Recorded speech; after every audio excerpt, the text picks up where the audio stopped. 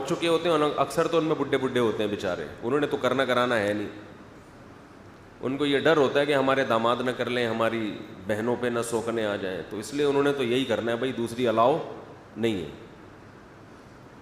اور ویسے بھی بعض لوگوں کے، سب کے نہیں، ویسے ہی کھانچے اتنے کھلے ہوئے ہوتے ہیں، تو ان کو وہ تو برملا کہتے ہیں کہ بازار میں جب کھلا دودھ مل رہا ہے تو بھینس پالنے کی کیا ضرورت ہے، تو کھلے عام کہتے ہیں۔ تو ایسے لوگ کیوں پاس کریں گے بھائی؟ اس لیے اللہ نے قانون سازی انسانوں کے ہاتھ میں دی نہیں ہے، اللہ نے اپنے ہاتھ میں رکھی۔ میں نے پیدا کیا تو مجھ سے پوچھو نا، کیونکہ اللہ کسی کے مفاد سے اللہ کا نہ کوئی فائدہ ہے نہ اللہ کا کوئی نقصان ہے، وہ بالکل انصاف کے مطابق قانون بنائے گا۔ وَمَنْ أَصْدَقُ مِنَ اللَّهِ قِيلًا۔ اب دیکھو دوسری شادی کی بات ہوئی، ایسے چہروں پہ مسکراہٹیں آ گئیں، ابھی سب بیٹھے ہوئے تھے، حالانکہ میں نے تو ایک ترغیب نہیں دے رہا، میں تو ایک اصول بیان کر رہا ہوں، کہ ایسے دانت کھل رہے ہیں ماشاء اللہ۔ یہی الٹا اثر ہوتا ہے خواتین پر بالکل۔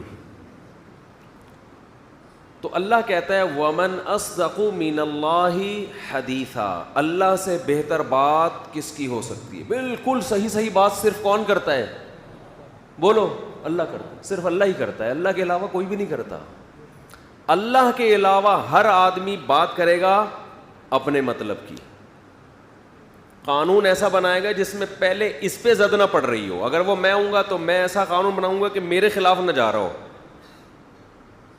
ہاں اگر میرے مفاد پہ زد پڑ رہی ہے تو قانون چینج۔ دہشت گردی کے خلاف بل پاس نہیں ہوتے، عوام لٹ رہی ہے، موبائل اسنیچنگ شروع ہو گئی، دو چار حکومتی لوگ اگر ان کی جیبوں سے والیٹ نکل جائے اور ان پہ کوئی بندہ مر جائے تو فوراً کیا ہو جاتا ہے؟ آپ نے دیکھا ہوگا اکثر کراچی کی سڑکیں نہیں بنتی، لیکن اگر آپ کو کہیں کوئی سڑک بنی ہوئی نظر آ رہی ہے تو سمجھ لو یہاں کسی سیاسی لیڈر کا وزٹ ہونے والا ہے، حضرت جی کے لیے بنائی گئی ہے۔ اب یہ جب ہے جب قانون سازی کس کے ہاتھ میں ہو؟ بولو، انسانوں کے ہاتھ میں۔ تو انسانوں کے ہاتھ میں جب قانون سازی ہوتی ہے تو جھگڑا ایسے ختم ہوتا ہے کہ جو پاورفل ہوتا ہے وہ کیا آ جاتا ہے؟ غالب۔ عدالتوں میں بھی یہی ہو رہا ہے، طاقتور کے لیے الگ اصول ہیں، کمزوروں کے لیے۔ دیکھو سیاسی لیڈروں کی جیلیں الگ ہوتی ہیں، عجیب بات ہے یا نہیں؟ انہوں نے جب قانون بنائے تو قیدیوں کے لیے جیل، یہ قانون سازی ہوئی۔ ان کو خیال تھا کل ہمارے اوپر بھی کرپشن کا الزام لگ سکتا ہے تو ہم بھی جیل میں جا سکتے ہیں، تو سیاسی جیلیں بالکل الگ۔ یہ قانون اللہ نے پاس کیا ہے؟ بولو بھائی، یہ تو انسانوں نے بنایا ہے، تو انسانوں کا بنایا ہوا قانون ہے۔ تو یہ حال ہوتا ہے، انسان وہاں قانون سازی کرے گا جہاں اللہ نے اس کو اجازت دی ہو، انتظامی معاملات میں وہاں انسان کو اجازت ہے۔ ایک مینجمنٹ کے لیے ایک ذمہ دار ہوتا ہے نا، امیر ہوتا ہے۔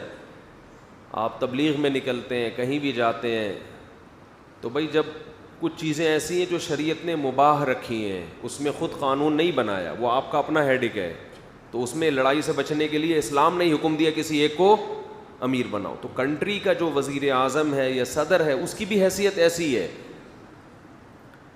کہ اصل جو قوانین ہے بیسک وہ اللہ نے بنا دیے ہیں اپنے بندوں کے فائدے کے لیے، اس نے بتا دیا ہے۔ اور اس نے بتایا، دیکھو یہ لوگ جو مذہبی لوگوں کو فنڈامنٹلسٹ کہتے ہیں، بنیاد پرست کہتے ہیں، اور یہ کہتے ہیں یہ لوگوں کو مذہب کا غلام بنا رہے ہیں، جو اس طرح کی باتیں کرتے ہیں، وہ اصل میں انسانوں کو مکمل انسانوں کا غلام بنا رہے ہیں، اپنے جیسے انسانوں کا۔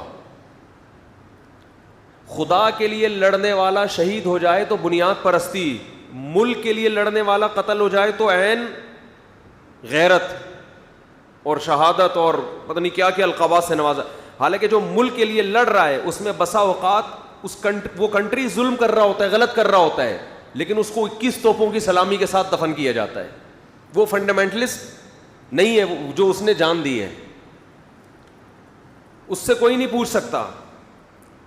اب ایک کنٹری کسی دوسرے کنٹری پہ ناحق حملہ کرتا ہے, ظلم سمجھا جاتا ہے نا اس کو, لیکن آپ دیکھیں کہ اس کے فوجی جب لڑتے ہوئے قتل ہوتے ہیں تو 21 توپوں کی سلامی دی جاتی ہے کہ نہیں دی جاتی؟ 21 یا مختلف ملکوں میں مختلف توپیں ہوں گی, مجھے نہیں پتا. حالانکہ اس نے کیا کیا ہے, اس فوجی نے غلط کیا, جرم کیا ہے, کہ جب آپ کو پتا ہے کہ آپ کا کنٹری ایک غلط حرکت کر رہا ہے تو آپ کس بیس پر ایک کمزور قوم پہ ظلم کر رہے ہیں.